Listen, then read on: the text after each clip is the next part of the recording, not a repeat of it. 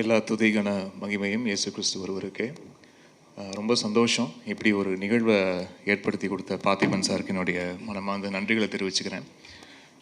ஆச்சு இத்தனை வருடங்கள் திரைப்பயணம், இசைப்பயணம், think stepping into 23rd இயரா 24th இயர் 23rd இயர்னு நினைக்கிறேன் ஃபிலிம் இண்டஸ்ட்ரிக்குள்ளே. அண்ட் நிறைய பர்த்டேஸ் பார்த்தாச்சு. அதில் நிறைய பர்த்டேஸ் ரொம்ப சந்தோஷமான பர்த்டேஸ் நடந்திருக்கு. கொஞ்சம் சோகமான பர்த்டேஸும் நிறையா இருந்திருக்கு. ஆனால் இந்த பர்த்டே ரொம்ப ஸ்பெஷலாக ஆக்கின இந்த அகிரா டீமுக்கும் பார்த்திபன் சாருக்கும் இந்த டோட்டல் டீமுக்கு என்னுடைய நன்றியை தெரிவிச்சுக்கிறேன்.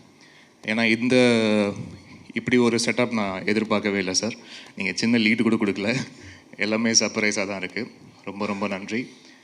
அண்ட் இத்தனை வருடங்களாக ஊடகம் எவ்வளோ சப்போர்ட்டிவாக இருந்திருக்கீங்கன்றது நான் வார்த்தைகளில் சொல்ல முடியாது. அது அவ்வளோ விஷயங்கள் நடந்திருக்கு. நிறைய விஷயங்கள் என்னை பக்குவப்படுத்தியிருக்கீங்க. என்னுடைய இசைத்துறையில் அடுத்தடுத்த கட்டத்துக்கு என்னை எடுத்துகிட்டு போகிறதுக்கு என்னை நானே எந்தெந்த விஷயங்கள்லாம் திருத்தி கொள்ளணுமோ அதெல்லாம் ரொம்ப பக்குவமாக எனக்கு சொல்லி கொடுத்து என்னை மேம்படுத்தியிருக்கீங்க, அப்படி தான் சொல்லணும். அதுக்கு ஊடகம் நண்பர்கள் அனைவருக்கும் என்னுடைய நன்றியை தெரிவிச்சுக்கிறேன். அண்ட் இந்த ஒரு ஈவெண்ட்டில் அமளி, டாக்டர் நேத்ரா, அப்பா கூட இருக்கிறதுல எனக்கு இன்னும் கூடுதல் சந்தோஷம். நிறைய நடந்திருக்கு வாழ்க்கையில், நிறைய இனிப்பான விஷயங்கள், நிறைய கசப்பான அனுபவங்கள் எல்லாமே இருந்திருக்கு வாழ்க்கையில். பட் அதை தாண்டி இந்த இசை அப்படின்ற ஒரு இறை சக்தி தான் என்னை கொண்டு போயிட்டே இருக்குது. ஒவ்வொரு நகர்வும் அதுதான் என்னை இழுத்து கொண்டு போயிட்டே இருக்குது. அப்படி ஒரு நல்ல நிகழ்வாக, ஒரு நல்ல ஒரு கொலாபரேஷனாக நான் இந்த திரைப்படம் பார்க்குறேன். டீன்ஸ் இதில் முதல்ல ஒரு பாட்டு 2 பாட்டு அப்படின்னு ஆரம்பித்த இந்த பயணம் நீங்கள் ஒரு 8 பாட்டு செய்ய வச்சுருக்கு. அவ்வளோ சின்னதாக வேலைகள்.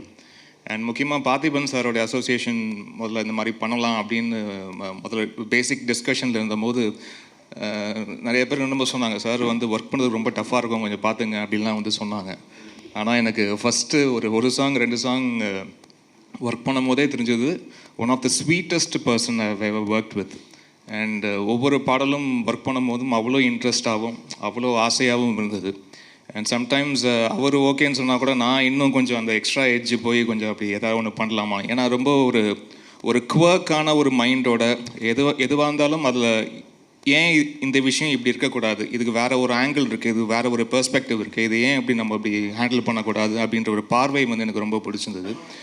நானும் அந்த மாதிரி ஒரு குவர்க்கி மைண்டை எதிர்பார்க்குற ஒரு ஆள் அப்படின்றதுனால அது கரெக்டாக அந்த வேவ் லெங்த் செட் ஆச்சு.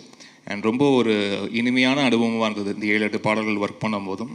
ப்ளஸ் அவருடைய வரிகளுக்கும் இசையமைச்சிருக்கேன் இந்த திரைப்படத்தில். எல்லா பாட்டும் அவர் தான் எழுதியிருக்காரு.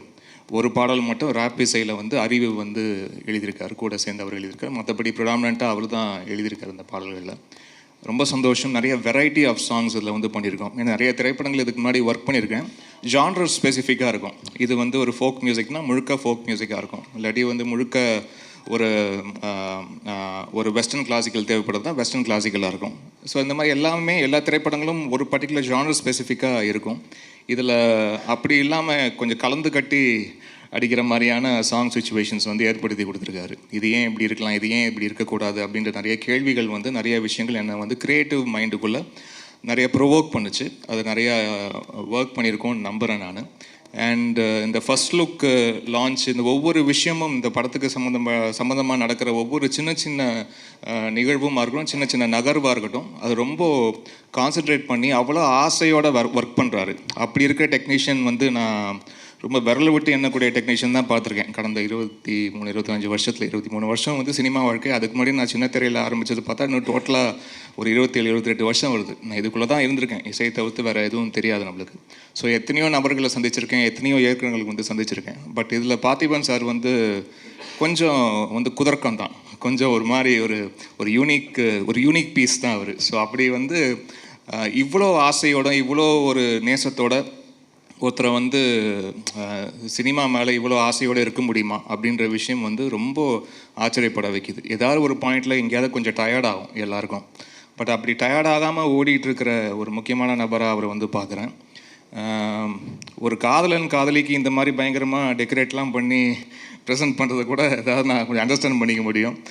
இன்னொரு ஆணுக்கு வந்து இந்த மாதிரி பயங்கரமாக வந்து செட்டப்லாம் பண்ணி இப்படி ஒரு பர்த்டே விஷ் பண்ணுறாரு நினச்சி பார்க்கும்போது அவருடைய மனசு, அவருடைய தூய்மையான அன்பை வந்து புரிஞ்சிக்க முடியுது. ரொம்ப தேங்க்யூ சார்.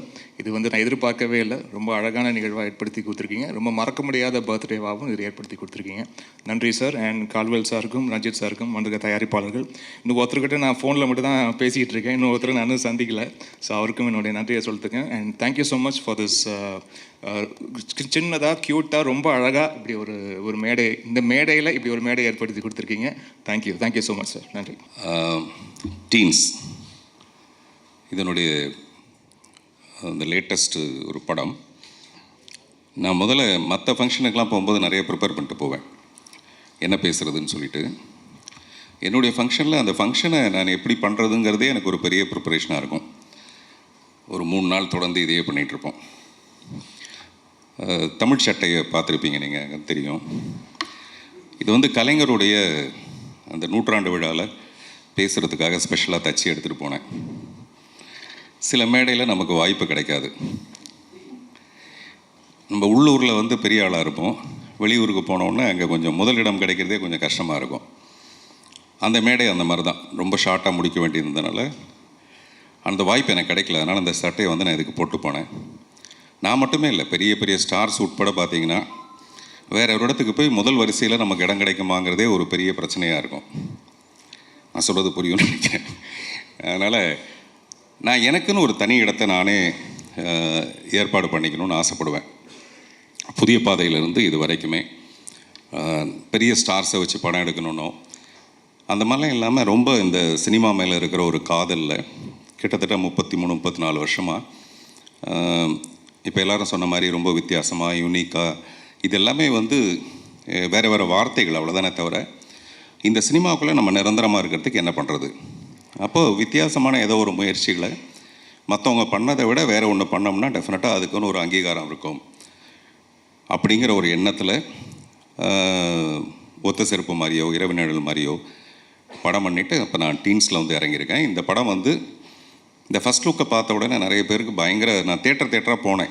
இதுதான் ஃபஸ்ட்டு டைம் இந்த ஃபஸ்ட் லுக்கை வந்து ஸ்க்ரீனில் ரிலீஸ் பண்ணால் எப்படி இருக்கும் அப்படின்னா, அதுக்கு வந்து சென்சார் சர்டிஃபிகேட் வேணும்னாங்க. ஒரு நாள் ராத்திரி உடனடியாக சென்சார் போர்டு ஆஃபீஸர்கிட்ட கேட்டேன். அவர் சொன்னார், இந்த மாதிரி இது வரைக்கும் சென்சார் சர்டிஃபிகேட் யாருமே வாங்கி ரிலீஸ் பண்ணதில்லை அப்படின்னோடனே நான் பயங்கர குஷி ஆகிட்டேன். இது வரைக்கும் யாருமே பண்ணதில்லைன்னா அதை நம்ம பண்ணணும் அப்படின்னு அந்த சென்சார் சர்டிஃபிகேட்டை வாங்கி ஸ்க்ரீனில் ரிலீஸ் பண்ணேன். அதுக்கு தான் இந்த வேர்ல்டு புக் ஆஃப் ரெக்கார்ட்ஸோட ரெகக்னைசேஷன். அதுக்கு ரொம்ப நன்றி மிஸ்டர் கிறிஸ்டோஃபர் டெய்லருக்கு. எனக்கு இது முன்னாடி தெரிஞ்ச ஒரே டெய்லர் எலிசபெத் டெய்லர் தான். இப்போ தான் எனக்கு கிறிஸ்டோஃபர் டெய்லர் தெரியுது. அவர் டெய்லர் கொஞ்சம் லேட் பண்ணிட்டார் போல இருக்கார், அதனால் லேட்டாக வந்திருக்கார். நீங்கள் யாராவது ஒருத்தர் அப்புறமெல்லாம் ட்ரான்ஸ்லேட் பண்ணிங்க. மேடம் அவர்களுக்குமே என்னுடைய நன்றி, என்னுடைய நண்பர் விவேக் அவர்களுக்கு நன்றி. இந்த படம் நான் செய்கிறதுக்கு ரொம்ப முக்கியமான காரணம், எனக்கு முன்னாடி பேசின திரு கால்வெல் வேல் நம்பி அவர்கள், தம்பி ரஞ்சித், இன்னும் 2 பேர் இருக்காங்க, மிஸ்டர் பாலா சுவாமிநாதன், டாக்டர் பிஞ்சி ஸ்ரீனிவாசன். இவங்க ஒரு 4-5 நண்பர்கள். என்னுடைய இரவு நிழலுக்கும் அவங்க தான் தயாரிப்பாளர்கள். அதில் வந்து ஒரு மிகப்பெரிய லாபமாக அந்த படம் அமையலை. ஒரே லாபம் எனக்கு என்ன பெரிய சந்தோஷமாக இருந்ததுன்னா, ஒரு சிங்கிள் ஷார்ட் ஃபிலிம், உலகத்தில் இது வரைக்கும் யாரும் முயற்சி பண்ணாத ஒரு நான் லீனியர் ஃபிலிம் நான் எடுக்கணும்னு ஆசைப்பட்டேன். அதுக்கு பின்னணியில் பேஷன் யாருக்கு வேணாலும் இருக்கலாம், கனவு யாருக்கு வேணாலும் இல்லை. கண் இருக்கிறவங்களுக்கெல்லாம் கனவு இருக்கும். ஆனால் அந்த கண்ணுக்கு ஒரு ஒளியாக அந்த படத்துக்கு பின்னாடி பொருளாதாரமாக இந்த ஒரு 5 நண்பர்கள், டாக்டர் பிரபாகர்னு ஒருத்தர் இருந்தார். அந்த படம் வந்து மிகப்பெரிய வெற்றி அடைஞ்சு மிகப்பெரிய லாபமாக, இந்த உலகமே எப்படின்னா பணம் மட்டும்தான். உலகத்தில் பணத்தை விட பெரிய விஷயம் நிறைய இருக்கும். ஆனால் அது எல்லாத்தையும் பணத்தால் தான் வாங்க முடியும். அப்படி தான் பணத்துக்கு பின்னாடி ஒரு பெரிய கூட்டம். இப்போ சமீபத்தில் ஆயி பூரணம்னு ஒரு அம்மா தன்னுடைய 7.5 கோடி ரூபாய் நிலத்தை கல்விக்காக ஒரு பள்ளிக்கூடத்துக்காக எழுதி வச்சாங்க. நான் அவங்கள வந்து ஃபோன்லேயே அவங்க காலில் விழுந்து கும்பிட்டேன். இப்படிப்பட்ட மனிதர்கள்லாம் பார்க்குறது கஷ்டம்ன்ட்டு. என்னை விட அதிகமான பேஷன் வந்து திரு கால்வெல் வேல் நம்பிக்கும் ரஞ்சித்துக்கும் இருந்ததுனால தான் மறுபடியும் இந்த டீன்ஸுங்கிற ஒரு படத்துக்கு அவங்க தயாரிப்பாளர்களாக வந்திருக்காங்க. இப்போ இந்த படத்தை என்ன விலைக்கு விற்க முடியும், எவ்வளோ லாபம் வரும், அது எதுவுமே அவங்களுடைய எதிர்பார்ப்பு கிடையாது. என்னுடைய கனவுக்கு ஒத்துழைக்கணும், அவ்வளோதான். ஸோ அதனால் அவங்களுக்கு காலத்துக்கு நான் நன்றி சொல்லலாம். அது இந்த படம் வந்து பொருளாதார ரீதியாகவும் ஒரு பெரிய வெற்றி அடையுன்றது என்னுடைய நம்பிக்கை. காரணம் வந்து இது ஒரு குழந்தைங்களை வச்சு நான் பண்ணுற ஒரு படம். 13 குழந்தைங்களை வச்சுட்டு குடும்பத்தோடு பார்க்கக்கூடிய எந்த எக்ஸ்பெரிமெண்டல் முயற்சிலாம் இல்லாமல், பட் அட் த சேம் டைமில் நீங்கள் பார்க்குற ரெகுலரான ஒரு ஃபில்மாக அது இருக்காது. அந்த மாதிரி ஒரு படம் பண்ணிகிட்ருக்கேன். இந்த படத்துக்கு வந்து ஒரு பக்க பலம் திரு கேமி கேரி, இந்த படத்தோட சினிமாட்டோகிராஃபர். நீங்கள் விஷுவல்ஸ் பார்த்தீங்கன்னாவே தெரிஞ்சிருக்கும், அவர் ரொம்ப பிரமாதமாக இந்த படத்தை பண்ணியிருக்காரு. அடுத்து இசை. நான் இது வரைக்கும் ராஜா சார் கூட ஒர்க் பண்ணியிருக்கேன், ரஹ்மான் சார் கூட ஒர்க் பண்ணியிருக்கேன், சத்யா சார் கூட ஒர்க் பண்ணியிருக்கேன். பட் இமான் சாரோட ஒர்க் பண்ணணுங்கிறது எனக்கு ரொம்ப ஆசை. நான் ரொம்ப நாளாக அதை ட்ரை பண்ணேன். ஏதோ ஒரு காரணம், மைனாலாம் படம் பார்த்துட்டு 4 ஃப்ரேம்ஸில் கீழே நின்று மிஸ்டர் உதயநிதி ஸ்டாலினுக்கு வந்து ஃபோன் பண்ணி இந்த படத்தை நீங்கள் வாங்கியே தரணும்னு சொல்லி அவரை வரவழைச்சி படம் காட்டினேன். அவர் இப்போ சொன்னார், ஒரு காதலிக்கு தான் இந்த மாதிரி பண்ணுவாங்க. என் காதல் அங்கேருந்து ஆரம்பித்தது இமான் மேலே. அப்போ ஆரம்பித்த காதல் அது இது வரைக்கும் நீண்டு இப்போ தான் நாங்கள் 2 பேரும் ஒரு கல்யாணம் பண்ணிக்கிட்டு குடும்பம் நடத்துகிற லெவலில் ஒரு 7 பிள்ளைங்க பிறந்திருக்கு. நான் சொல்கிறது 7 பாட்டு. இத்தனைங்க நாங்கள் நிறைய நைட்டில் ஒர்க் பண்ணுறவர் கிடையாது அவர். அதனால் எங்களுக்கு ஃபஸ்ட் நைட்டாக இல்லாமல் எல்லாம் ஃபஸ்ட்டு டேவாகவே நடந்துருந்துருக்கு இவ்வளோ நாளாக. அதில் எனக்கு அவர் மேலே இருக்கிற இப்போ நான் ராஜா சார் கூட ஒர்க் பண்ணிவிட்டு ரஹ்மான் சாருக்கெலாம் ஒர்க் பண்ணிவிட்டு நான் நிறைய பேரோட இருந்து வாழ்ந்துட்டு வந்திருக்கேன் இல்லையா. அதனால் எனக்கு தெரியும் ஒவ்வொருத்தர் என்னென்ன பண்ணுவாங்க, இமான் சார் எப்படி ஒர்க் பண்ணுவாருன்னு.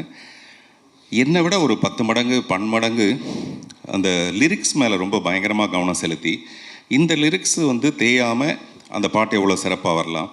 அப்புறம் அவரே சொன்னார், நானே கொஞ்சம் விட்டுட்டா கூட அவர் விடாமல், அல்லது அவரே விட்டால் கூட நானும் கொஞ்சம் விடாமல், அந்த மாதிரி 2 பேரும் ரொம்ப ஒரு பியூட்டிஃபுல் தம்பதிகளாகவே நாங்கள் இந்த படத்தில் வாழ்ந்துருக்கோம். ரொம்ப ரொம்ப சந்தோஷமாக இருந்தது.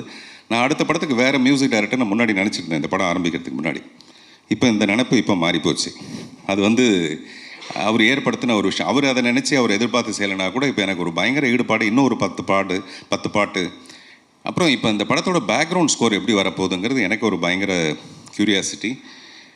இமான் சார்கிட்ட வந்து எனக்கு ரொம்ப பிடிச்ச விஷயம், அவர் வந்து ஒரு சிறந்த தந்தையாக இருக்கார்.